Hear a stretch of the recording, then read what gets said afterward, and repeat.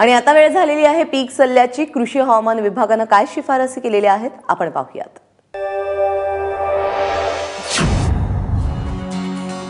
उन्हाळी भात पिकामध्ये पाण्याचे नियोजन योग्य प्रकारे करावे। लोंब्या येण्यापूर्वी 10 दिवस अगोदर आणि लोंब्या आल्यानंतर 10 दिवसानंतर शेतामधील पाण्याची पातळी 10 सेंटीमीटर इतकी ठेवावी।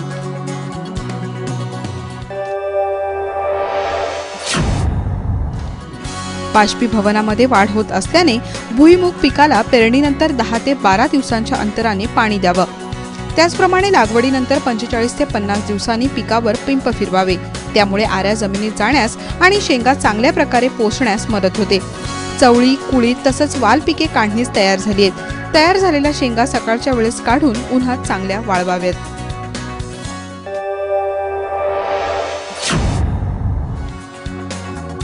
कांदा पिकास पाण्याचा जादा ताण बसल्यास कांदा पोसत नाही। यासाठी कांदा पिकास जमीन आणि हवामानानुसार 6 ते 8 दिवसाच्या अंतराने पाण्याच्या पाळ्या द्याव्यात। या पिकावर फुलकिडे आणि करपा या रोगाचा प्रादुर्भाव होण्यास हवामान अनुकूल आहे।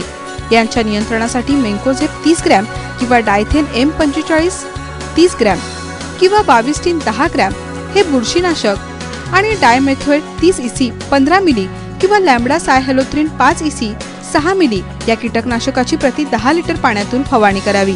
फवारणी करताना स्टिकरचा वापर जरूर करावा।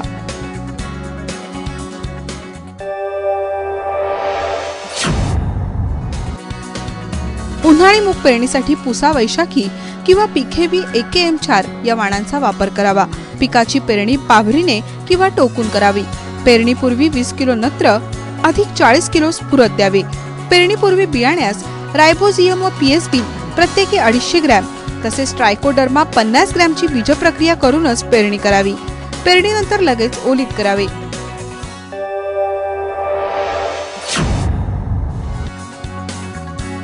उन्हाळी भेंडी पिकासाठी उरलेले अर्धानंतर 25 किलो प्रति हेक्टरी पेरणीनंतर 30 दिवसांनी द्यावे। पीक स्वच्छ व निरोगी राहण्यासाठी 2 ते 3 निंदण करावे।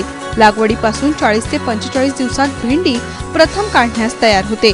पीक काढणीस तयार झाल्यानंतर दर 3 ते 4 दिवसांनी फळांची काढणी करावी। ब्युरो रिपोर्ट ABP माझा।